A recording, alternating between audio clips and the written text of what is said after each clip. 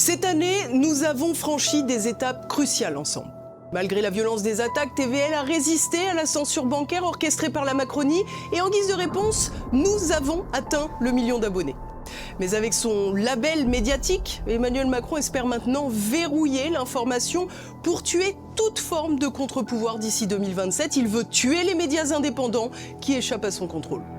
Les patrons des plateformes numériques ont d'ailleurs avoué sous serment qu'ils manipulaient les réseaux sociaux et leurs algorithmes pour masquer les informations qui déplaisent au pouvoir. Ils nous appellent les contenus gris, ceux qui respectent la loi, mais pas la doxa. En 2017 et en 2022, le système voulait que vous écoutiez Macron, que vous regardiez Macron, que vous lisiez Macron, que vous mangiez du Macron midi et soir. Et ils feront pareil avec leur nouvel élu. Les unes des magazines d'oligarques, les 20 heures du service public, les officines atlantistes et otaniennes qui veulent la guerre, leur favori inondera vos médias. Sans TVL, vous aurez la nausée. Si TVL disparaît, c'est la figure de proue de l'information alternative indépendante qui meurt. C'est la liberté d'expression qui recule. Ce sera la victoire du système que nous combattons. Et si je demande aujourd'hui votre aide, ce n'est pas seulement pour tenir, c'est pour grandir avec vous, développer notre indépendance, multiplier nos programmes et décupler notre force de frappe. Il ne reste que quelques jours, alors mobilisez-vous dès maintenant, je compte vraiment sur vous.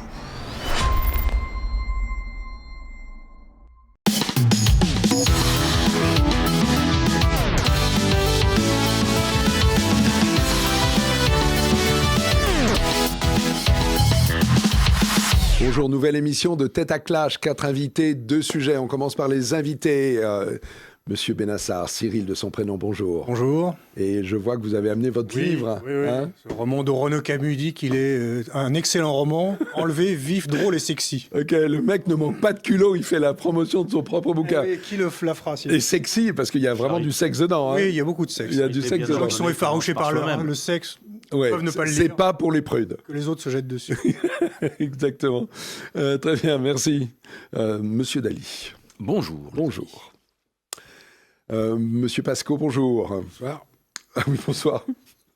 Oui, c'est carrément. Je vais pas changer. Hein. Ça commence, hein. Ok. Eric Hermoz, Eric de son prénom, bonjour. Bonjour. Très bien. Alors, les 2 sujets, c'est la DNC, c'est-à-dire cette maladie qui fait que les vaches sont abattues. On va parler de ça en long, en large et en travers, parce que vraiment, ça bouscule les campagnes. Et le deuxième, c'est une proposition iconoclaste de monsieur Jean-Philippe Tanguy pour la réouverture des maisons closes. Tout ça, on va développer et on se retrouve dans quelques secondes. À tout de suite. Rebonjour. Alors avant qu'on ne commence vraiment les sujets, je voulais vous rappeler une chose. C'est si vous êtes content de l'émission, hein, ça arrive quand même, le pouce, s'il vous plaît. Ça nous permet de remonter les référencements. Et puis n'hésitez pas dans les commentaires, dans les critiques, ça nous intéresse aussi. Il y a toujours un moyen d'améliorer l'émission. Voilà. Alors le premier sujet, c'est la DNC. La dermatose nodulaire, qu'est-ce qu'elle est contagieuse, voilà. Elle a touché des milliers de bovins qui ont été abattus parce que c'est la politique de la France comme d'autres pays européens. Et pourtant, il y a des syndicats qui disent qu'on peut faire différemment, qu'on peut ne pas abattre tout le troupeau, qu'on peut préserver les exploitations, le cheptel. Il se trouve que cette critique, cette polémique intervient dans un moment où le Mercosur va être peut-être signé très prochainement et que pour certaines exploitations, ils disent que c'est vraiment la fin de tout, puisque d'un côté, avec le Mercosur, du bétail pas cher, avec des conditions d'hygiène complètement différentes, des conditions d'élevage complètement différentes, va rentrer en Europe, dont en France, et que d'un autre côté, les exploitations sont empêchées. Voilà, ça c'est le contexte, ça fait bouillir les campagnes, on sent qu'il y a un truc qui se prépare, comme il y a 2 ans, comme il y avait de nombreux blocages, et des gens qui montaient en France et à Bruxelles, à Paris. C'est Eric Richard-Mos qui commence. Eric. La situation de l'élevage français est absolument catastrophique, Oui. mais il ne faut pas se lever maintenant en se disant « tiens, c'est surprenant ». C'est quelque chose qui a été travaillé, c'est quelque chose qui a été... Il y a eu un travail de sape contre l'agriculture et en particulier contre l'élevage français, avec en premier plan l'Union européenne, la FNSEA et de manière générale tous les mondialistes et tous ceux qui défendent les grosses exploitations au détriment des petites. Si on écoute les européistes, si on écoute Macron, Genevard et tous les autres, ils voudraient une baisse de au moins 25% du cheptel français, ce qui serait une catastrophe. Ce qui a déjà commencé, puisque le cheptel, il y a 95, je crois, c'était un peu plus de 20 millions de têtes. Maintenant, c'est un peu plus de 15 millions de têtes. Et en l'an 2000, on était encore l'une des plus grandes puissances exportatrices françaises. Oui. Aujourd'hui, ce n'est absolument plus le cas, surtout si on retire tout ce qui est vin et spiritueux. Et en gros, pour faire clair, tu évoquais tout à l'heure le traité de libre-échange avec le Mercosur, sur lequel la France n'a pas son mot à dire, puisque la souveraineté alimentaire, elle n'est pas en France, elle n'est pas dans les différents États, elle est au niveau européen. C'est le cas dans tous les autres pays. Il y a eu 2500 vaches qui ont été de la même manière tuées en Espagne. Il y en a eu aussi, je crois, en Sardaigne. Ce sont les règles qui sont présentes partout. Quand on regarde qui a intérêt à ça, c'est les gros, les très très gros. Vraiment, la FNSEA est pour. Ils veulent en gros vendre, les gros céréaliers veulent pouvoir un peu vendre, un peu exporter. Pareil pour le vin, pareil pour les spiritueux. Les Allemands veulent pouvoir balancer leurs voitures, leurs machines-outils au Brésil. Ça, c'est le Mercosur. Hein. C'est toujours le même principe. Mais la DNC, c'est un petit... Enfin, ça vient dans ce contexte, qui fait que les exploitants sont à bout et craignent l'arrivée du bétail et d'autres produits d'Amérique du Sud. En revanche, pour le moment, la polémique, elle est sur la solution contre la DNC. Parce qu'il y a les vaccins, qui sont très efficaces, semble-t-il, et qui sont d'ailleurs approuvés par la majorité très très vaste, la quasi-unanimité des éleveurs. Et puis il y a l'abattage que certains refusent, sachant que tous les syndicats ne sont pas unanimes. C'est exactement ça, c'est toujours les mêmes. FNSEA, ils sont pour, la coordination rurale, Confédération paysanne, ils sont contre. Donc on voit très très bien que c'est les très gros, ils sont pour en fait que toutes les petites exploitations continuent à mourir, comme c'est le cas déjà depuis des décennies, parce qu'elles s'en fichent. Elles peuvent racheter. Il y a des personnes qui sont des gagnants objectifs de cette hécatombe. Derrière ça, en fait, il y a une manip capitalistique pour changer la nature de l'élevage. Ils veulent des choses hyper spécialisées par pays. Il y a deux choses. Tariq Dali. Il y a deux choses. Bon, effectivement, il y a moins de 400 000 exploitations aujourd'hui en France. Il y en avait 1 600 000 il y a 50 ans. On a divisé par 4. Mais ça, c'est le mouvement de la baisse des exploitations divisé par 4. Divisé par 4 et en même temps, on a multiplié le nombre de fonctionnaires du ministère de l'Agriculture par 2. Oui. Donc, cherchez l'erreur. Donc, vous dites effectivement le capitalisme, machin, etc. Oui. Mais une autre raison, c'est la technocratie qui a pris le pouvoir. C'est-à-dire que les technocrates ont dit, voilà, c'est comme ça, il faut tuer les bêtes, c'est le plus simple, c'est le plus facile. C'est exactement... C'est pas tellement les technocrates, c'est les scientifiques. Hein, non, attendez. Priori, hein. C'est ce que disait d'ailleurs le président de la FNSEA récemment. Oui, mais ça, excusez-moi, c'est un argument. Cet argument-là illustre effectivement la politique telle qu'elle est menée aujourd'hui. Une politique technocratique, c'est-à-dire que les politiques ne font plus leur boulot. On a fait la même chose il y a 5 ans, lorsqu'on a séquestré tout le monde sous prétexte de virus chinois. Qu'est-ce qui s'est passé ? On nous a dit, les médecins, ils ont dit que. Les médecins, ils peuvent dire ce qu'ils veulent, ce sont des experts. En l'occurrence, les vétérinaires peuvent dire ce qu'ils veulent, ce sont des experts. Mais c'est aux politiques de décider. Si vous c'est ce qu'ils font, vous leur reprochez de décider. Mais je reproche aux politiques de dire, les médecins ont dit, les vétérinaires ont dit, on fait. C'est pas ça le boulot du politique. Le boulot du politique, il doit consulter. Pour vous, ce serait quoi la bonne décision, Tariq Dali ? Le politique doit consulter, on lui donne des avis d'experts et il décide. C'est pas moi qui ai dit que la guerre était une chose trop sérieuse pour être confiée aux militaires. Eh bien, la santé est une chose trop sérieuse pour être confiée aux médecins. On a vu le désastre que ça a été il y a 5 ans. Et là, l'élevage est une chose trop sérieuse pour être confiée aux vétérinaires. C'est aux politiques de décider en fonction de l'intérêt général, après avis d'experts, de ce qu'il faut faire. Or, tuer les bêtes, exterminer des troupeaux entiers, comme on a enfermé des populations entières, c'est monstrueux, c'est inacceptable, mais c'est vraiment l'abdication du politique de son travail, vous de sa bien compte que votre comparaison entre la pandémie qu'on a tous vécue et la DNC, c'est exactement la même chose. On a séquestré des populations entières, on a détruit des pays entiers, on a détruit une économie, on a déprimé des générations entières, parce que je vous signale quand même que les séquestrations d'il y a 5 ans, on s'en remettra pas, hein. Il y a des gens qui sont dépressifs, il y a des gens qui veulent plus travailler et tout, on s'en remettra pas. Et là, on extermine des bestiaux, mais une vache, c'est pas un objet.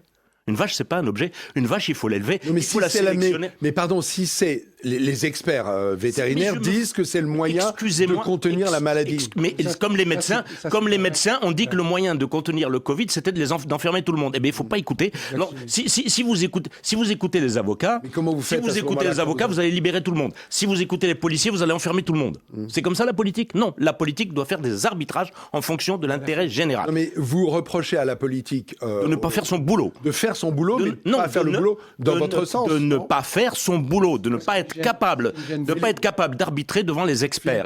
Moi, ce qui me gêne beaucoup, une fois de plus, c'est qu'on traite les conséquences et qu'on ne traite pas les causes. Exactement. Oui. Et de façon rapide. C'est comme pour la grippe aviaire, il y a une poule qui est malade, on tue tout le cheptel. C'est monstrueux. Et malheureusement, on traite les conséquences. Les vaccins, ils existent. Pourquoi on ne les a pas mis en place avant? Pourquoi on ne les a pas mis en route? Pourquoi maintenant, en urgence, on vaccine alors qu'on pouvait le faire avant? Et le gros problème là, c'est que maintenant, on traite surtout les conséquences. Et que de toute manière, de tuer les troupeaux, aujourd'hui, il est prouvé que ça n'empêche pas la maladie de continuer à se répandre. Donc, c'est pas la bonne solution. Et en plus, je dirais que, connaissant pas, je suis pas expert en la matière, on peut pas être expert en tout, mais il paraîtrait que dans certains pays, ils tuent pas les vaches, qu'il y a 5% de morts chez les vannes, qu'ils isolent la vache qui est malade. Je crois même que c'est 1,5% de mortalité et c'est 10% de morbidité. Pour l'homme. Voilà. Et encore une fois, ce qui me gêne, c'est que les politiques vont très vite aujourd'hui dans les conséquences. Et je rejoins ce que disait mon camarade, c'est que ça va appauvrir encore plus les petits agriculteurs. C'est ça le problème. Que les pseudo-compensations financières sont des fausses compensations parce que c'est au compte-gouttes. En plus, comme d'habitude, il va falloir faire 30 000 paperasses pour toucher tout ça. Ça prend un temps fou. Et que ça prend un temps fou. Et que c'est vrai que quelque part, ça va faire crever nos agriculteurs. Et qu'avec le Mercosur par derrière, parce qu'en plus, on va nous importer des vaches. Parce que n'oubliez pas que le mec qui va plus avoir de vaches, il va être obligé d'en reprendre. Il va en reprendre où? Il va en reprendre de l'étranger. Mais qui nous garantit que les vaches de l'étranger, et qui n'ont pas les mêmes normes que nous, qui n'ont pas les mêmes normes sanitaires, ne vont pas nous ramener d'autres maladies? Parce qu'on n'a aucun contrôle là-dessus. Alors, non, le vrai, enfin le souci, j'entends celui-ci, mais la contamination a commencé au mois de juillet. Donc on a commencé à abattre des troupeaux au mois de juillet. Au mois de juillet, une des mesures aussi, c'est l'interdiction de la circulation du bétail dans un périmètre très... Sauf qu'aujourd'hui, le paysan, il se trimballe, il l'emmène. Jusqu'au bout. Et jusqu'au bout du raisonnement. Quand un paysan doit remplacer son troupeau, il doit faire donc venir des vaches. Oui. Or, la circulation du bétail est interdite. Donc, pour le moment, on ne peut pas remplacer les troupeaux. On revient à ce que disait notre ami tout à l'heure au début de l'émission. Le but, c'est pas d'éradiquer la maladie, c'est de se débarrasser des paysans. Des petits paysans. Voilà, des petits paysans, bien sûr. Moi, je ne souscris pas à cette analyse. Je pense qu'il y a deux problèmes qui se télescopent. Il y a effectivement le problème du Mercosur et de l'avenir de l'agriculture française, c'est-à-dire de l'avenir d'une agriculture vivrière avec des exploitations limitées dans l'espace familial. Et avec des normes sanitaires. Et qui sont effectivement exposées à une concurrence mondiale qui n'a pas du tout les mêmes contraintes qu'avec des fermes-usines dans le monde contre lesquelles l'agriculture française ne peut pas lutter. Et puis il y en a un autre, c'est la crise sanitaire. Alors vous demandiez pourquoi les vaches n'ont pas été vaccinées. Parce que la viande des vaches vaccinées est plus difficile à vendre à l'export. Donc, en absence de risque d'épidémie, on ne vaccinait pas les vaches. Maintenant, il y a eu cet épisode, effectivement, qui a commencé en juin et en juillet. Il y a eu un début d'épizootie dans le Jura. Les agriculteurs ont joué le jeu. En Savoie. En Savoie, oui. Les agriculteurs ont joué le jeu, ils ont réussi à endiguer la maladie. Ça s'est bien passé. En Ariège, il y a eu un problème effectivement de déplacement d'animaux qui ont fait que la maladie s'est répandue. Maintenant, pour vous répondre, je suis quand même plutôt plus rassuré quand les politiques s'appuient sur les avis d'experts plutôt que quand ils jugent à l'aune de la prochaine élection. Je n'ai jamais dit qu'il ne fallait pas s'appuyer sur l'avis d'experts. J'ai dit que les avis d'experts étaient importants, mais qu'on n'était pas obligé de suivre à la lettre et que le politique doit arbitrer. Bien sûr, mais en l'occurrence, c'est ce qu'ils ont fait. Non, pas du tout. Écoutez, pas du tout. Ils ont fait exactement la même chose qu'il y a 5 ans. C'est que les experts ont dit, on fait. C'est tout. On ne fait pas notre boulot. On abdique notre responsabilité. Non, ils ont pris l'avis des experts et ils ont décidé de les suivre. On peut penser que ça n'est pas un arbitrage, on peut penser que c'est un arbitrage. En connaissance d'experts. Sauf oui, d'accord. En plus, là, on est en démocratie. Il n'y a jamais unanimité, mais en l'occurrence, ils ont choisi de suivre l'avis d'experts et de vétérinaires. Et moi, je crois que ce qui est en cause dans cette question de la crise sanitaire purement, c'est le principe de précaution. Alors effectivement, on a peut-être... Le problème, il est là aussi. Il est là. On a peut-être des technocrates qui ont... intégrer le fait que le principe de précaution ne pouvait même pas être discuté, ne pouvait même pas être relativisé. Il a été constitutionnalisé. Mais dans ce domaine comme dans c'est un des vrais soucis avec Chirac. C'est un vrai problème. Absolument. Maintenant, imaginons pour le Covid comme pour cette histoire que effectivement on passe sur le principe de précaution et qu'on prenne des distances. Et puis que l'épidémie se diffuse, et puis qu'elle fasse beaucoup plus de ravages, beaucoup plus de dégâts, beaucoup plus de morts. On entendrait les populations se révolter en disant « mais vous n'avez rien fait ».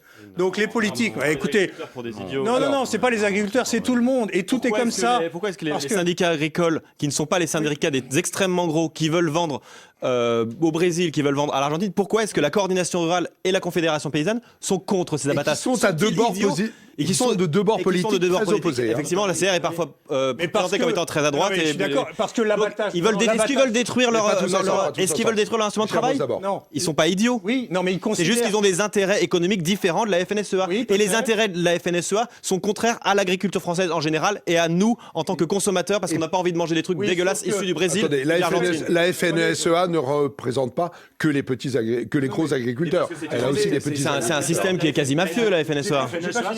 C'était 80% des agriculteurs. La FNSEA, c'était 80% des agriculteurs. Il y a un truc qui me... On va laisser... Attends, Philippe, on laisse Cyril terminer et je reviens. Je suis d'accord avec vous. Il est possible qu'ils se trompent complètement, les experts, sur le fait qu'il faille... Enfin, les experts, ou plutôt les technocrates. Non, mais attendez, laissez-moi finir une phrase, s'il vous plaît. Ouais. Il est possible que ce ne soit pas la solution, qu'ils se trompent complètement, et que la solution ne soit pas d'abattre les troupeaux. Simplement le fait de corréler ça avec la politique plus globale, des intérêts agro-industriels de la FNSEA, du Mercosur qu'il faudrait imposer, du fait qu'on voudrait, en sous-main et sans le dire, par ces pratiques, réduire et éliminer les paysans et l'agriculture française, je pense que là, on tourne à un complotisme et à une démagogie. C'est le fait de corréler les deux choses. C'est de penser qu'on abat les troupeaux parce qu'il y a le Mercosur qui arrive. Est-ce qu'il y a des gens qui ont intérêt à ça? Il y a des gens qui ont intérêt à ça. Il y a des gens qui pensent que c'est la bonne solution. Il n'y en a pas beaucoup parlé. Il y a des gens qui ont intérêt à ça. Il faut arrêter d'être naïf. Messieurs, je vous rappelle que pas tous ensemble. Pour ma part, j'essaye d'être pragmatique. Puisque c'est l'Union européenne elle-même, c'est M. Canfin, etc., lui-même qui dit qu'il faut réduire la population de bovins et de le cheptel français de 25%. C'est pas du complotisme, c'est eux-mêmes qui le disent. Il faut réduire N'oubliez pas, il y a une autre tendance. L'avenir passe par là, mais pas que pensez que les vétérinaires recommandent des vétérinaires. D'accord, des vétérinaires, et des syndicats agricoles, et des agriculteurs qui ont joué le jeu, et d'autres en Europe. Pensez que eux sont dans la combine de dire qu'il faut réduire l'agriculture française, donc c'est par là. Non, l'élevage en particulier. Oui, l'élevage. Moi, j'irai pas. Mais c'est pas du Philippe Pasco. Je vais essayer, j'irai peut-être. Qui sont pas corrélables. Je vais peut-être y arriver. Moi, je vais pas rentrer dans les détails de complotistes, rumeurs, etc. Je suis un type très pragmatique. Je constate simplement que les politiques dont tu parlais tout à l'heure sont capables de nous imposer de façon obligatoire des vaccins. Comme par exemple les 11 ou 12 vaccins pour les bébés, maintenant les soignants qui doivent obligatoirement se vacciner. Je ne comprends pas. Alors qu'ils ont pris la décision radicale d'abattre les bêtes, alors que le DLC, c'est pas d'aujourd'hui qu'elle existe, elle existe déjà depuis l'année dernière, il y a déjà eu des cas dans les années précédentes, qu'il n'est pas rendu obligatoire la vaccination des bovins. Alors ça, c'est un point très intéressant parce que dans deux pays... Cyril l'a dit tout à l'heure, c'est parce que lorsque une bête est vaccinée, vous ne savez pas distinguer si elle est malade ou si elle est vaccinée. Non, mais ça dure, le temps d'incubation est d'un mois. C'est pas ça. Il y a deux autres pays en Europe qui ont des politiques légèrement différentes et qui ont d'ailleurs un impact de la maladie beaucoup plus faible. C'est l'Allemagne et la Suisse. En fait, depuis longtemps, ils ont anticipé et depuis longtemps, ils ont vacciné. Et du coup, ils n'ont pas d'épisodie ou de manière très, très, très, très limitée par rapport... Ils abattent une vache. Ni l'Allemagne ni la Suisse. Et surtout, ils ont beaucoup vacciné. Et surtout qu'ils ont beaucoup vacciné. Non, mais les politiques, ils savent prendre les décisions. C'est ça, pour un vaccin pour les enfants. 11 vaccins en même temps, obligatoires pour les enfants. Et là, on n'a pas eu à discuter. Et bizarrement, pour ce genre de choses, ils sont incapables de prendre des décisions, sauf en catastrophe pour abattre toutes les bêtes. Je dis, à mon avis, là aussi, les politiques, ils font pas leur boulot. Ils font pas leur boulot. C'est possible. Maintenant, imaginez... C'est pas possible, c'est sûr, ce que je dis.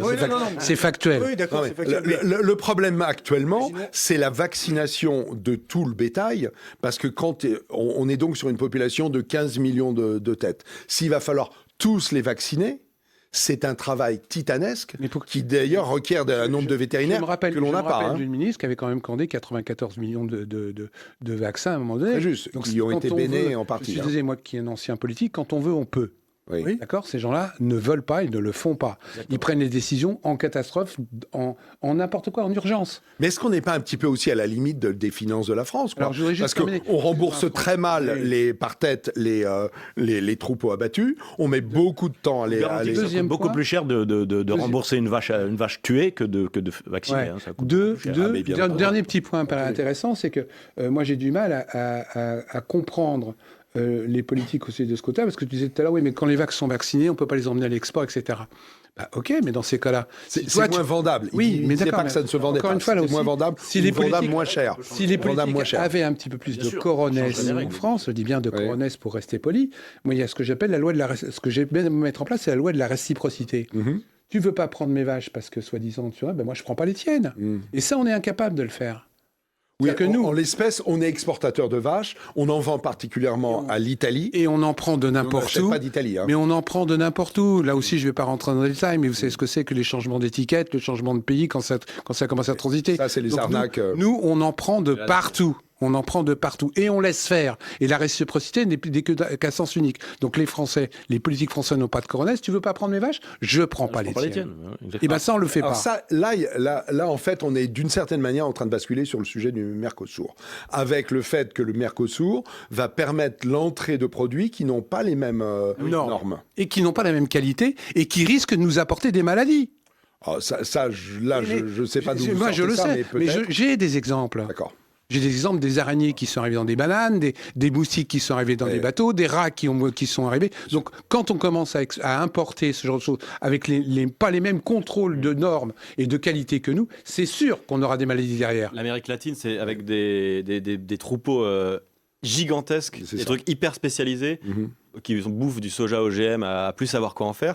C'est de l'ultra intensif. C'est l'équivalent de Chine, mais pour la viande. C'est des exploitations de plusieurs milliers de bêtes. Hein. Et oui, ben c'est absolument magique. On avait parlé de la ferme des 1000 vaches dans la Somme il y a sûr. quelques années, c'est ça, mais en fois 10 ou fois 20. Et On va manger de la merde à nos frais Avec de nos la agriculteurs qui meurent. déforestation au passage. En Et plus. ça, on peut rien faire. Juste ça, on peut rien faire si on reste dans l'Union européenne parce que on n'a pas les armes si on n'est pas souverain sur notre on revient agriculture. complètement à ce qu'il est en train de dire, c'est que c'est une histoire de pognon. Pourquoi ? Parce que ces bêtes qu'on va importer sont moins chères. Donc il y aura plus de profit pour certaines personnes. Donc eux, ils ont tout les intérêt intermédiaires. à Surtout, elles sont importer. produites dans des conditions différentes. On est bien Donc, d'accord. Donc elles viennent dans un terrain Donc- où la France a des coûts de production plus Donc, élevés. comme la France s'appauvrit, on peut leur vendre de la viande pourrie, mais moins chère. Donc, quelque part, ces gens-là vont s'en foutre plein les fouilles, mais ils ne tiennent aucunement compte de la santé des populations et du bien-être des agriculteurs. Oui, mais c'est à on nous en revient. de protéger les populations. Et c'est à nous, c'est C'est à nous d'interdire l'entrée de viande Et contaminée. c'est déjà à nous de ne pas acheter. Leur boulot, Oui. de suivre aveuglément ce que des prétendus experts leur disent. Mais il n'y a pas de politique, il n'y a plus Moi, de je suis politique. désolé, hein, c'est une on est technocratie dedans. qui décide, c'est comme ça. Les politiques On va ne prennent pas leurs digresser, responsabilités. j'en parle dans toutes mes conférences, Oui. mais l'huile de palme, tout le monde sait que c'est de la merde. Il y en a encore autant dans Le quoi, pardon ? l'huile de palme. L'huile de palme, On oui. ne me dise pas. sûr. Quelle est Paraît la que c'est pas loi- bon, oui. Quelle est la loi Ça, Quelle est c'est la connu. loi Hein, c'est Non, connu. Il y a non, plein non. de productions qui Écoute-moi. maintenant ont éliminé l'huile de palme. Je suis désolé, tu vas à un pot de Nutella, il y en a toujours. Et maintenant, il y a du Nutella sans huile Oui, de palme. oui, hein. mais il y en a encore plein. Ouais. Comment ça se fait qu'il n'y a pas une loi qui interdit d'en mettre dans les produits Sachant qu'en plus, en signant, Mais c'est tellement simple. avec tous les traités de Oui, libre-échange, ça renchérit le coût, hein, néanmoins. avec tous les traités de libre-échange signés au niveau de Tu l'Union crois que les gens européenne, ne seraient pas capables de payer 10 centimes de plus ? Ça, c'est des faux problèmes. ça c'est compliqué. Mais C'est des faux. avec tous les traités Mais de Chermoz, libre-échange, ce sera Et plus t'en vends, moins tu payes cher. Cyril Benassar qui Donc, aura si le tu mot mets de des conclusion. produits qui sont sains, tu les payeras dans un premier temps plus cher, mais plus les gens l'achèteront, plus le prix baissera.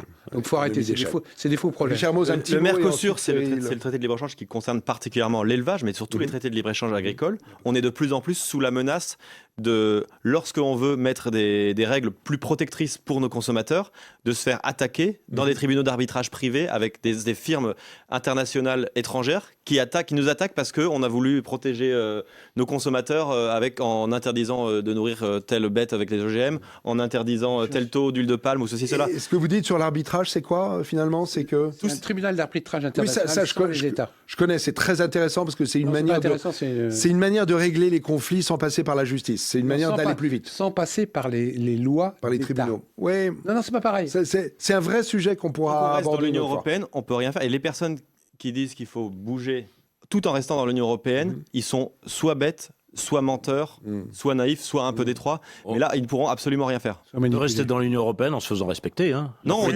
La politique de la chaise vide, ça existe. La politique de la chaise vide, ça n'empêche pas le Mercosur de nous envoyer toutes ces bêtes. Oui, parce qu'en l'espèce, les règles pour le Mercosur... C'est parce qu'on a accepté, etc. Des choses comme ça. Il ne fallait pas les accepter. Oui, mais maintenant, il faut en sortir. Il faut se battre. Cyril Bennassar va avoir le mot de conclusion. Oui, je voudrais Cyril. revenir sur votre proposition de vaccination obligatoire. Oui, non, mais je veux bien, c'est tout à fait logique. Seulement, j'entends déjà les anti-vax brailler et défiler pendant des semaines quand on avance l'idée. Oh bah non, on l'a pas vu peut-être. Quand on avance l'idée d'une vaccination obligatoire. Pour le reste, il me semble que avec ou sans Europe, de toute façon, je crois que l'agriculture française ne s'en sortira pas sans une dose de protectionnisme. C'est-à-dire au nom de la souveraineté alimentaire, au nom peut-être du patrimoine naturel, c'est-à-dire que les paysans ne sont pas seulement là pour nous nourrir, ils entretiennent les paysages, ils entretiennent une France qu'on ne veut pas voir disparaître. Et il me semble que on le fait bien pour la culture. On a bien une exception culturelle, malgré l'Europe. On protège notre création par un protectionnisme qui n'a pas pris ce nom-là parce que ça fait poujadiste, fasciste, tout ce qu'on veut, mais exception culturelle. On pourrait tout à fait imaginer une exception agriculturelle. Mais non, on peut pas. Pour toutes ces lire raisons. les traités, hein. Non, mais Faut mettre ses lunettes et lire les traités. Oui, non, mais, Non, mais en fait, vous quand ça rejoignez nous avec arrange, Tariq, parce que Tariq dit les traités, c'est aux politiques on s'assoit de dessus. prendre le pouvoir. l'exception culturelle, je veux dire, elle échappe au traité. L'exception culturelle, elle est en contradiction avec quel traité de libre-échange culturel, par exemple? Elle est en contradiction avec quoi? Aucun. Rien. Nada. Walou. Oui, là, je vous avoue que je l'ignore. Ah, voilà. C'est le problème. Quand on veut, on c'est peut. le problème. Oui, Quand mais- les Allemands veulent refermer leurs frontières, ils les ferment malgré Schengen. c'est ça. Quand il y a toujours une raison. Je crois que c'est le manque de volonté. Ils l'ont fait Il y a un quelques mois et ça n'a principe. absolument pas Oui. empêché toutes les vagues migratoires et Ils le l'ont fait rajouté. que leurs frontières Il y a soient une passoire. un principe de souveraineté qui doit s'appliquer, qui doit être supérieur et qui doit imposer le fait qu'on veut sauver notre agriculture s'appelle sortir de l'Union et européenne, ça. négocier. On va en rester là. La France est contributrice nette à l'Union européenne. Elle peut très bien dire, moi c'est fini, je file plus un sou à l'Union Et bah, européenne. la BCE, le lendemain, dit bah, c'est fini, vous n'avez plus d'argent. On coupe les Attendez, robinets. oui, c'est pas si simple que ça. C'est pas si simple, sachant qu'elle est contributrice nette, mais que les paysans Bah, ça nous empêche bénéficient pas d'être énormément de la depuis PAC. des années. Mais c'est vrai, mais justement, elle est contributrice nette. Dit donc on donne plus, c'est fini. On prend l'argent de la PAC, mais on donne plus. Madame Thatcher avait fait ça. Hein. Oui, bien sûr, Elle avait bien réussi. sûr. Elle n'était pas dans l'euro. Bien sûr. Allez, C'était avant l'euro. on a un petit peu débordé. On se retrouve dans quelques secondes pour la proposition de Jean-Philippe Tanguy. À tout de suite.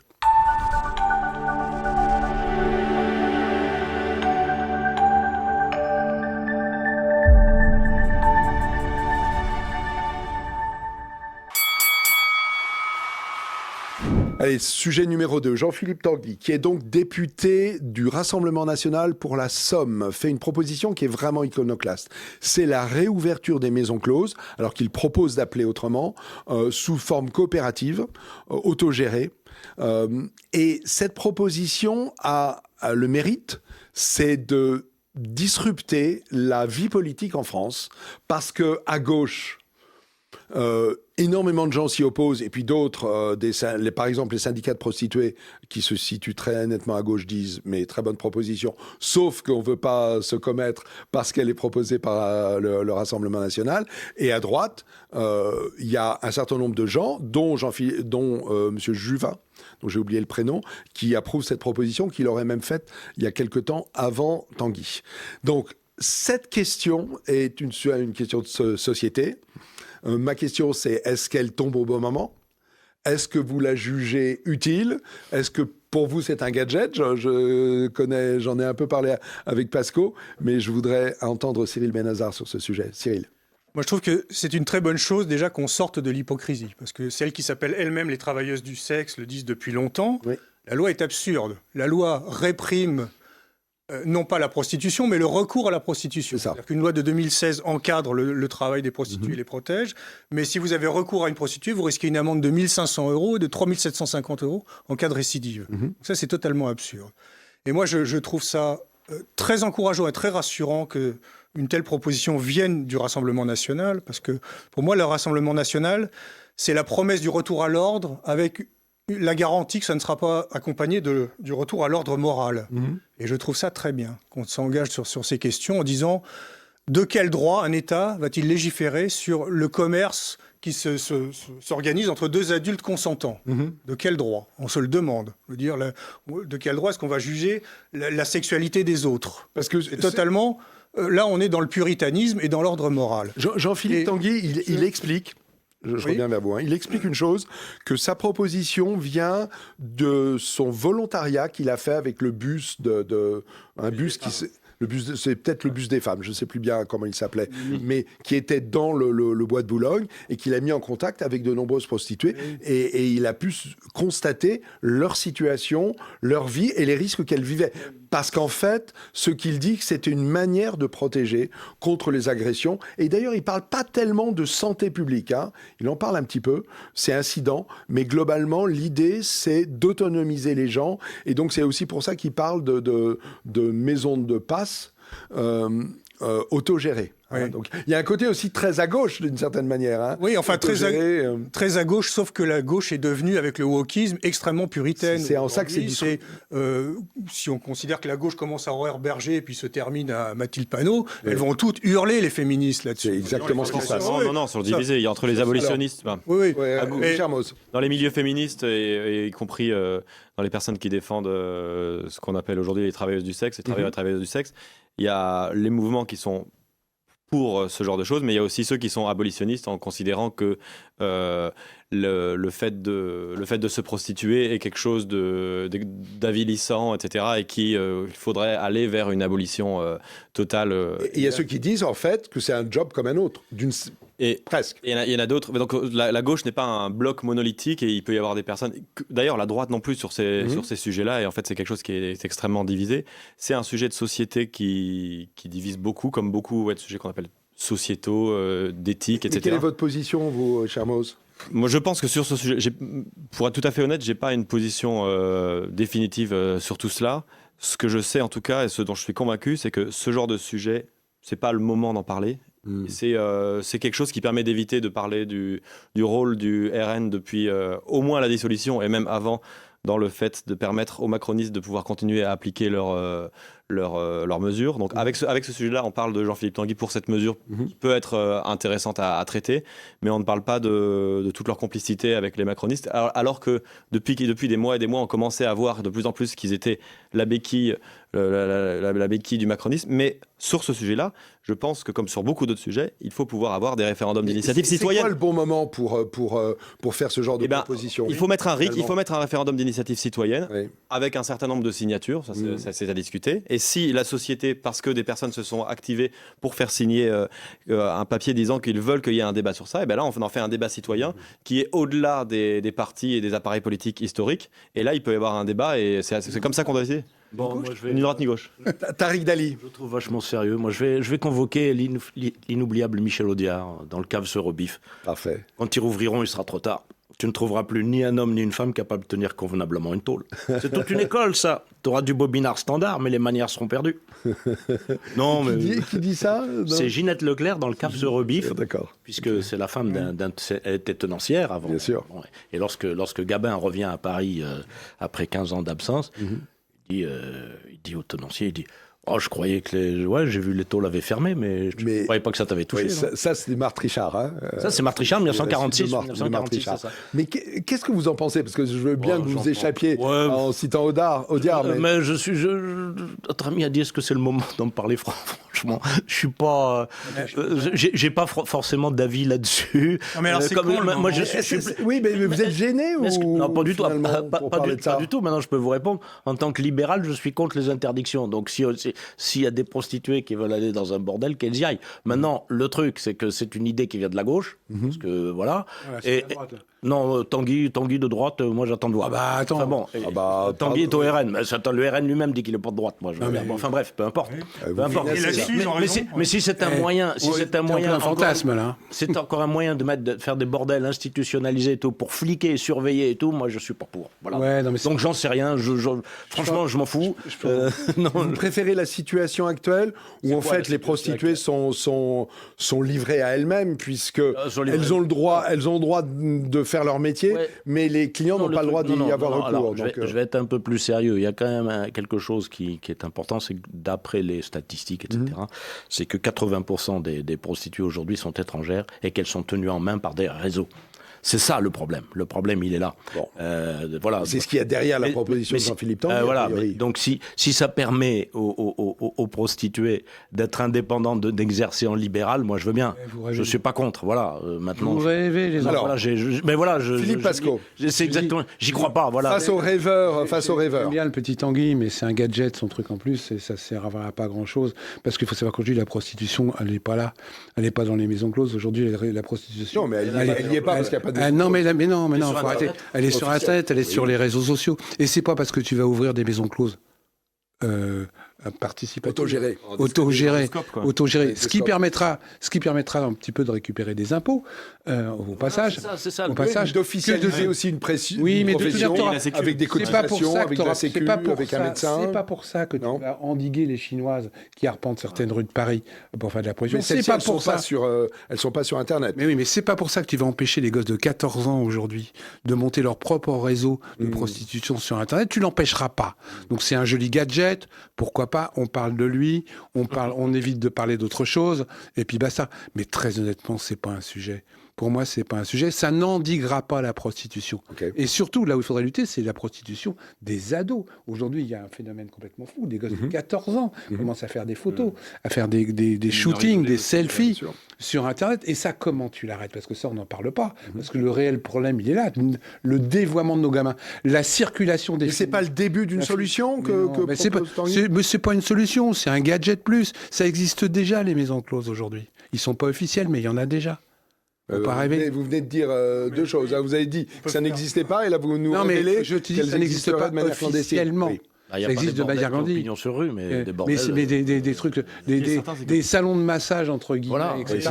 Où il y en a, ça existe déjà de façon officieuse. Pénaliser les clients, c'est une catastrophe. Ça ne changera pas le problème. Ça changera pas le problème. C'est un gadget. On parle de lui, et je suis d'accord avec toi. On évite de parler d'autre chose, parce que les sujets les plus banaux, les sujets les plus superficiels, c'est ça dont les gens parlent le plus. Dès qu'on commence à faire de la profondeur, ça intéresse plus personne. Cyril Benazar. On peut opposer cette réponse à absolument tous les sujets qu'on soulève, c'est-à-dire c'est de la com, ou pendant ce temps-là, on peut reparler d'autre chose. Il y a des sujets surimportants. Non, mais j'ai dit c'est un écran de fumée. Il y a toujours, oui, un écran de fumée. Il y a toujours des sujets importants. Et qu'est-ce que ça cacherait? Parce que par ailleurs, la prostitution des mineurs, elle est extrêmement punie. On risque 15 ans de prison et jusqu'à 100 000 € d'amende. Donc, on peut considérer que l'exécutif n'en fait pas. Non pas assez. en tant que mineur qui se prostitue, mais en tant que client.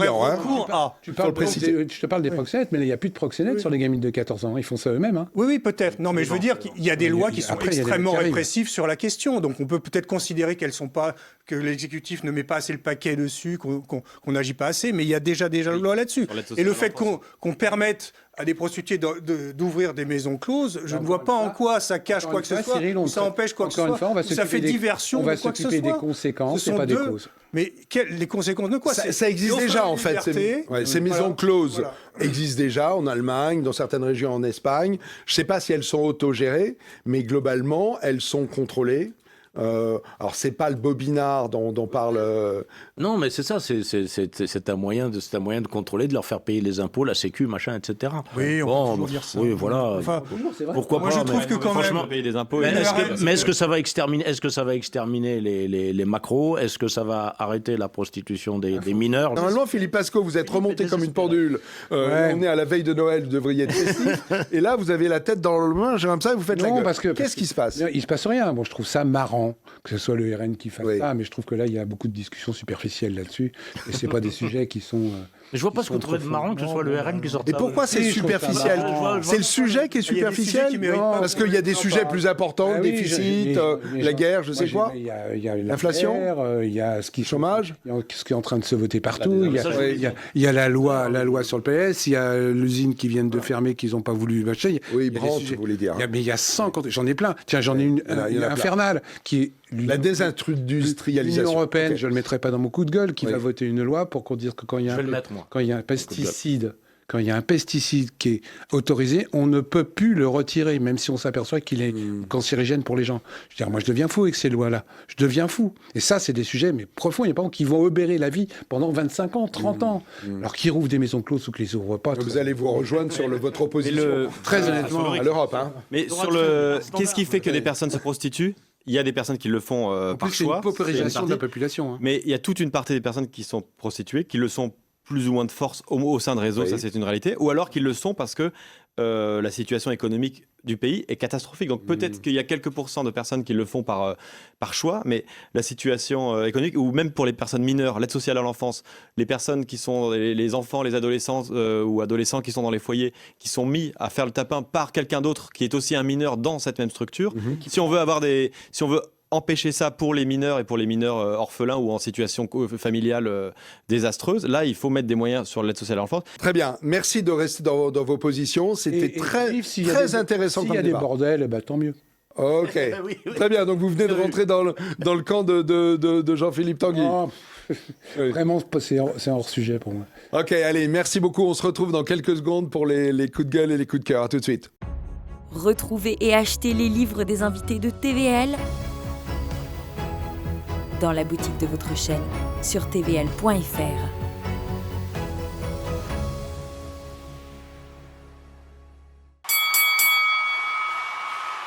Rebonjour, coup de gueule, coup de cœur. On commence par les coups de gueule et le premier qui s'y colle, c'est Cyril Benazar. Oui, mon coup de gueule, moi, cette semaine, c'est Nicolas Sarkozy. Alors, autant j'étais totalement opposé au fait qu'il soit emprisonné. Je trouvais que c'était une revanche d'une corporation des juges qu'il avait osé défier et qui était totalement indigne.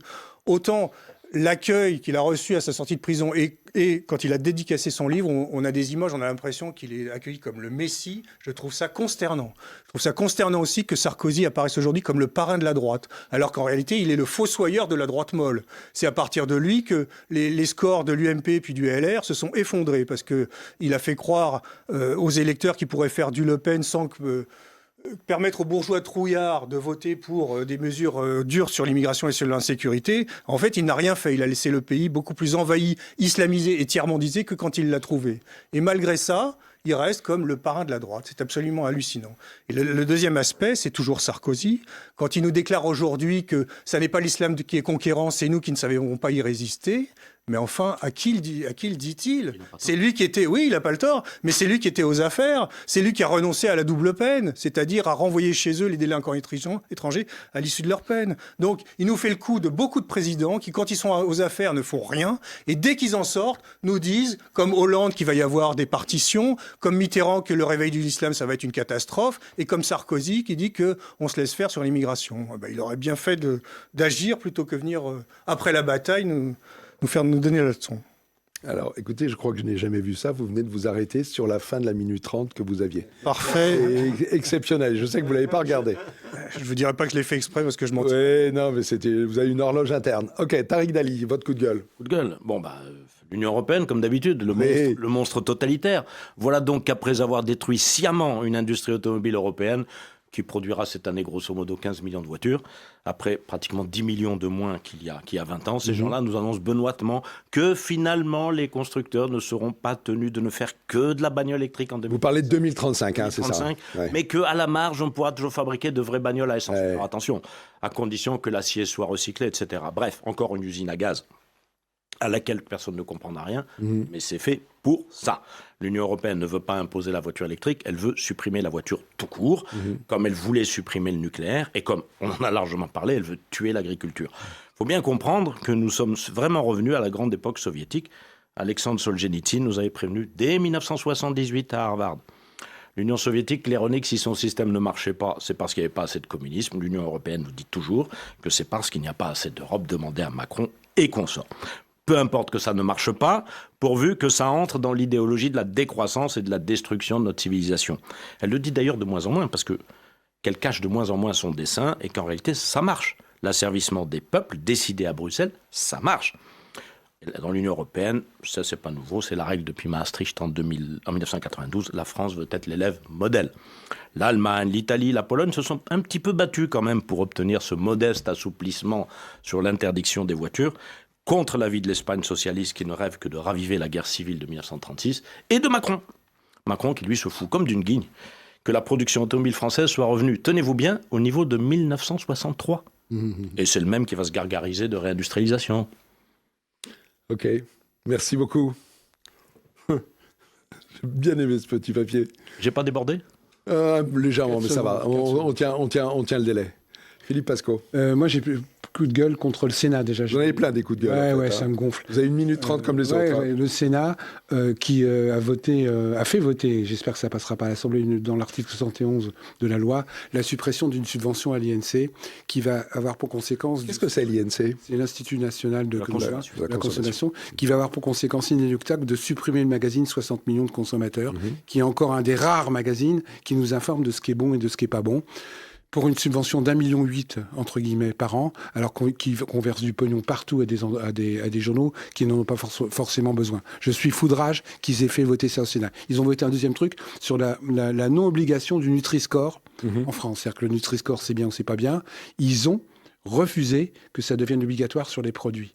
Il y a un moment donné où tu te demandes si ces gens-là ne sont pas vraiment faits pour qu'on bouffe de la merde, quoi. Ça, c'était sur le Sénat. Et je voudrais faire un petit mot juste pour mon camarade Jacques Beau, qui est donc écrivain et qui vient d'être mis sur la liste des terroristes internationales de façon inique et impossible. Liste européenne. Hein. Liste européenne, c'est-à-dire qu'il peut plus sortir de chez lui, il peut plus acheter, il est obligé de demander devant un régulateur. Ils ont coupé ses comptes en banque uniquement parce qu'on dit qu'il est pro-russe.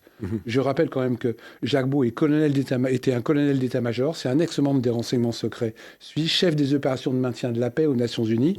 Il n'a jamais fait ce dont on lui reproche, il n'y a pas eu de procès, et de façon inique et totalement arbitraire, on vient de lui interdire de vivre. Voilà. Il est basé en Suisse, en France? Il est en Belgique, là, mais il ne peut même plus sortir de la Belgique. Il a interdit de territoire et tout. Très bien. C'est une honte. Juste une petite question sur l'INC. Oui, mais je reprends la décision.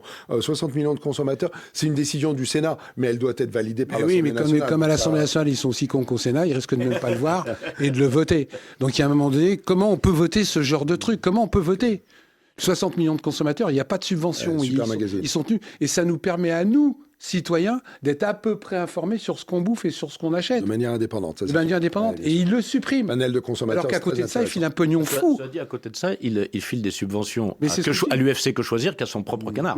Donc c'est l'un ou l'autre. Et aux journaux qui n'en ont pas besoin, les journaux qui appartiennent à Bolloré et à Arnaud, ils filent des millions de subventions et là, ils suppriment ce truc-là. Non mais c'est quoi ces sénateurs-là? Et le Nutri-Score. Merci, c'était juste une petite précision. C'était pas pour vous relancer complètement. Parce que j'en ai d'autres sur. Ok, je vous fais confiance. Votre coup de gueule, Eric Richard. Je vais faire mon coup de gueule sur les nouveaux vitraux de Notre-Dame qui sont actuellement exposés au Grand Palais par Madame Claire Tabouret. Oui. On a eu très peur depuis l'incendie de Notre-Dame. Bon, d'abord, évidemment, qu'elle s'effondre, et ensuite que le prince enfant Emmanuel Macron veuille nous imposer toutes ces lubies pour pouvoir marquer sa place dans l'histoire de France, peut-être en étant le dernier vrai président, comme le disait Mitterrand. Pendant un certain temps, on a eu peur qu'ils veuillent nous mettre un petit peu n'importe quoi avec une nouvelle toiture, avec transparent, partir dans tous les sens. Alors que on une a nouvelle flèche aussi. Nouvelle flèche. Alors que on a des personnes extrêmement compétentes qui sont capables de tout refaire bien. Il y a énormément de choses qui n'ont pas été cassées et qu'il veut changer. Notre-Dame de Paris, c'est quelque chose qui est peut-être le monument le plus intimement lié à l'histoire de France. Ça, c'est des vitraux qui viennent de été fait par Viollet-le-Duc, c'est ça. Etc. Donc, c'est pas les plus anciens, c'est pas ceux qui étaient là, mais il n'était pas du tout obligatoire de les changer.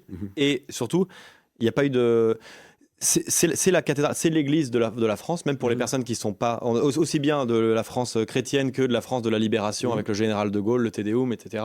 Elle n'a pas arrêté de nous suivre siècle après siècle. Même des personnes à gauche, comme Victor Hugo, ont écrit des choses fantastiques, célébrées sur tout ça. Aujourd'hui, ça remplit des comédies musicales comme La Dame de Pierre ou Notre-Dame de Paris. Si on veut changer cela, c'est pas Macron qui doit décider de cela, et éventuellement des concertations avec un maximum de Français qui sont intégrés dans ça, mais c'est pas à Macron à faire ses caprices sur ça. Bien, merci beaucoup. Mais ça m'a donné l'envie d'aller voir à quoi ressemble c'est une artiste contemporaine, vivante, Claire Tabouret, c'est ça? Okay. Mais il faut aller voir parce que non seulement c'est laid, mais ça c'est un point de vue esthétique subjectif, mais c'est raté. C'est-à-dire qu'il semblerait qu'elle n'ait pas tenu compte de l'aplat de la pierre. Donc vous avez la tête d'un bonhomme qui va jusqu'à la pierre et puis qui se continue de l'autre côté Vous voyez il y a des déformations, c'est absolument hallucinant. Dans tous les cas, j'irai voir et j'espère que vous aussi.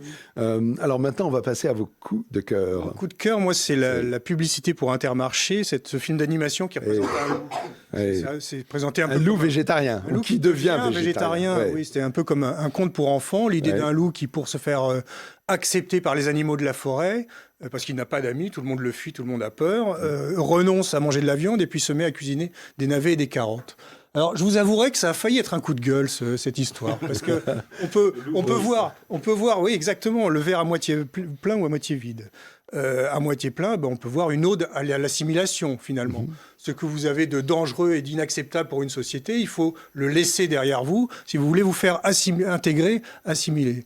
Maintenant, ça peut être aussi, il peut y avoir une autre façon de voir les choses, c'est un renoncement à ce qu'on est par nature. Et dans notre époque wokiste, c'est une invitation, plus qu'une invitation d'ailleurs, une menace si on ne la respecte pas. Je pense à la sexualité masculine, à arrêter d'avoir une sexualité masculine. Voilà, pour si on veut se faire accepter. Et qu'est-ce qui vous a fait basculer du côté du coup de cœur ? Du coup de cœur, c'est que finalement, je préfère voir le verre à moitié plein. Je préfère voir cette ode à l'assimilation, au fait que voilà, on arrive quelque part. À Rome, fait comme les Romains. Voilà, parce que sinon, sachant qu'il y a un autre atout dans ce Intermarché. Oui. Intermarché, c'est une marque qui est très aimée des Français. Il y a la chanson de Claude François. Et puis c'est une réussite française parce que c'est une boîte française qui a fait ça, de Montpellier. Et en animation, on est très fort. On a un savoir-faire qui est reconnu mondialement. Absolument. Et là, vraiment, c'est une grande réussite. Une réussite, parce que le film est très bien fait et très émouvant. Et je crois que c'est un succès dans le monde entier, puisqu'on en est. On parle de centaines de millions. Centaines de millions de vues. Hein. On prend toutes les reprises, toutes les langues. Et Tariq Dali ne connaît pas. Voilà. Vous aurez appris quelque chose. Merci pour votre coup de cœur. Tariq, quel est votre coup de cœur ? Mon coup de cœur, je vais le relier au coup de gueule, vous savez. Et puis vous allez peut-être m'accuser d'être monomaniaque, mais je vais encore parler du totalitarisme en marche. Okay. Et je vais encourager nos lecteurs à relire ce merveilleux roman, Le meilleur des mondes, qui a été écrit par Aldous Huxley il y a bientôt 100 ans maintenant, c'était au début des années 1930. Eh bien, il décrivait une société éclatée entre les sachants, les manants, population inconditionnée en caste, de façon à pérenniser le système, une oligarchie éduquée mais très restreinte, destinée à gouverner, et la grande masse, une partie assignée à travailler dur, une autre à vivre de la charité. On les distingue par leurs vêtements. Et j'ajoute que toutes ces castes sont conditionnées pour ne pas se plaindre de leur sort ni vouloir en sortir. On a vu pendant le Covid que les gens ne se plaignaient pas de leur sort. Et je précise aussi d'ailleurs, Cyril m'y a fait penser, que la reproduction sexuée est supprimée. On ne fait plus que du in vitro. Ah oui. Alors maintenant... Vous l'avez relu récemment ? Oui, je l'ai relu récemment. Moi, je l'ai lu au lycée, j'en ai un souvenir très lointain. Oui, parce que quand vous l'avez lu au lycée, c'était il n'y a pas forcément très longtemps, mais ça s'est beaucoup dégradé, la situation depuis 20 ans. Alors aujourd'hui, est-ce que les téléspectateurs de TVL voient une vraie différence avec cette société hyper fliquée, tenue par des lobbies pour qui un homme c'est une femme, c'est Kif Kif Bourrico, qui promeuvent la GPA, la PMA, et tout en se réjouissant. Tout ça en 1930 ? 1932, 1931. Ah oui. Des lois et des règlements, tous les machins inventés chaque jour par l'État nounou qui proclame que tout ça c'est bon pour nous. Voilà, donc qu'est-ce que vous voulez ? Je ne peux qu'encourager à relire ça. Davos, Soros, Macron, Lyon et tous les malfaisants, comme disait Audiard, tous les malfaisants autoproclamés progressistes, ils étaient prévus, ils n'ont rien inventé. Aldous Huxley nous avait prévenus. Et même les laïcards, alors ça j'ai retrouvé, je m'en souvenais plus, qui veulent nous interdire de célébrer Noël, étaient annoncés dans un culte à Henry Ford. Il n'y était pour rien, le malheureux. Mais enfin, mais ça annonçait quoi ? Ça annonçait le matraquage publicitaire des grandes surfaces, les Black Friday, les Halloween, et en lieu et place de la tradition chrétienne. Ça fait combien de pages, ce roman ? Parce que c'est pas très long. Court, ça fait 150, 160 pages en livre de poche. Et puis alors pour la petite... Il y avait une suite après, il me semble. Justement, alors c'est ça très intéressant, parce qu'à la fin des années 50, une petite trentaine d'années après, il a publié le retour vers le meilleur des mondes, et dedans il disait que on avance vraiment de ce que j'ai dit il y a 30 ans. Et il exagérait peut-être un peu il y a 60 ans. Lui-même s'était fait peur ou se faisait peur. Même se faisait peur. Et puis, il était très malade et il a poussé la modestie à se suicider le 22 novembre 1963. Ce qui fait que personne n'en a parlé parce que Kennedy est assassiné le même jour. Ah oui. Voilà. Ah oui. Mauvaise sortie. Mauvaise sortie. Ok. Merci beaucoup. Philippe Pascot, quel est votre coup de cœur ? Alors, je les vois, en fait, c'est des livres. Hein. Moi qui suis un petit gauchiste chez vous, oui, c'est bien connu. Je vais vous donner un petit coup de cœur sur un type que j'apprécie et que je recommande à tout le monde d'acheter, le livre du général Hervé Pierre, qui parle du général Beauve, qui est le père de la stratégie française. Honnêtement, c'est un bouquin hyper intéressant sur la façon d'appréhender la stratégie militaire pour justement ne pas faire la guerre. Donc c'est une espèce d'espéranto de toutes les stratégies qui permet d'appréhender la guerre non pas avec les moyens mais avec intelligence pour justement éviter de la faire. Je conseille à tout le monde, moi qui suis de gauche, je conseille à tout le monde de lire ce livre-là. Et Général Beaufre a vécu... Il est mort en 1975. Donc après la Seconde Guerre mondiale. Il est mort en 1975 et il a écrit des stratégies. 1975, ça veut dire qu'il a été actif pendant la Seconde Guerre mondiale. Ouais. Il est né en 1902. Voilà. 1902. Et c'est vraiment un type qui a développé la stratégie militaire de façon géniale. Et c'est moi qui parle, le mec de gauche. Faites-moi voir ça. Et le deuxième bouquin... Écoutez chez Perrin, on va le... Et le deuxième bouquin, autant se faire plaisir, que moi, je fais partie des gens qui vendent bien, comme Sarkozy. Je viens de traduire mon livre « Pilleurs d'État » encore et encore en anglais. Donc tous les Anglais peuvent le trouver. Et voilà. Et moi, je vends, contrairement à Ségolène Royal, Marie Tondelier, Xavier Bertrand, vous vendez comme ça. Rosine Bach. Non, ils vendent un peu plus que moi quand même. Hein. Ah oui. C'est moins de Philippe de Villiers de Zemmour. Encore. Mais moi, j'ai pas accès aux grands médias. Et malgré le fait que j'ai pas accès aux grands médias, j'ai déjà pas dépassé les 20 000 exemplaires en France. Qui l'a traduit, ce livre ? Une anglaise. Très bien. Ouais, et donc, il est en vente en Angleterre et en Amérique. Excellent. Et à droite et à gauche, donc autant se faire sa propre. Mais on est bien d'accord. Et je ne m'appelle pas Sarkozy. Bravo. Ok. Merci beaucoup. Vous êtes nul de la... Non, c'est Noël. Le réalisateur a abdiqué de me parler dans l'oreille, dans tous les cas. Éric Richermoz.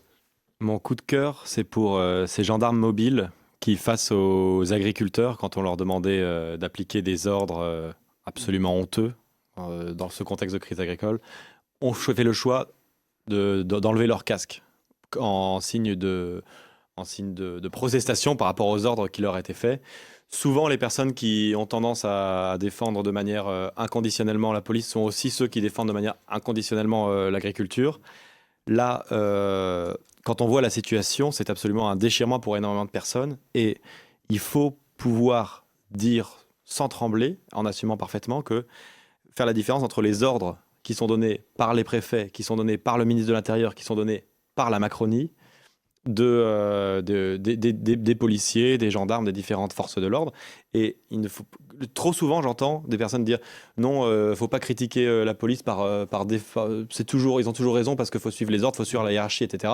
Et ben, c'est très courageux. Gendarmes mobiles ont montré que quand les ordres sont iniques, quand les ordres sont absolument scandaleux, le courage existe encore en France et il faut absolument le valoriser. Il y a une loi qui te permet de désobéir quand les ordres ne sont pas conformes à ce qu'on pense vraiment. Enfin, j'ai pas le terme exact. Toujours dans ce contexte de crise agricole, alors je ne sais pas quand est-ce que l'émission sera diffusée, mais très prochainement, 2 jours après l'enregistrement. Ce jeudi, donc hier, nous sommes allés manifester. Hier, nous sommes allés manifester à Bruxelles devant le Parlement européen en soutien à énormément d'agriculteurs.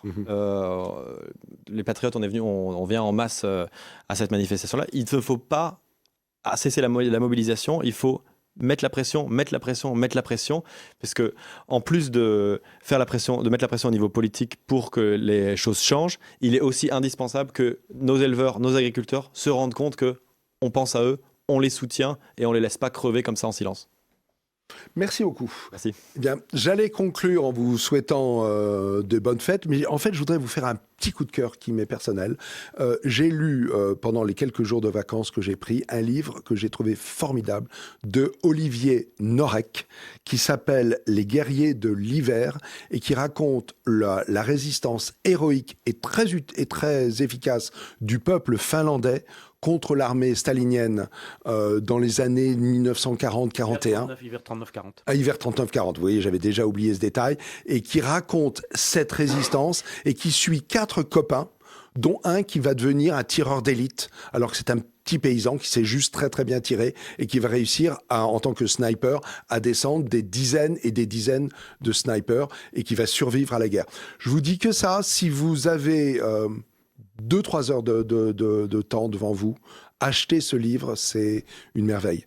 Je pense que ça parle de l'esprit de résistance, c'est très important. Vous diriez que ce sont les Ukrainiens de l'époque ? Ah, je vois bien le rapprochement. Oui, je pense que la situation est pas mal différente, mais globalement, ça parle de ça aussi. Ça parle de la création aussi d'une nation, en fait, parce que la Finlande n'existait que depuis 20 ans et elle s'est forgée dans cette résistance parce que elle était face à un rouleau compresseur. Voilà. Vraiment très chaude recommandation. Dans tous les cas, je vous souhaite, et nous vous souhaitons tous ici, de très belles fêtes de fin d'année, Noël, premier de l'an, et on se retrouve en début d'année 2026. À très vite. Au revoir.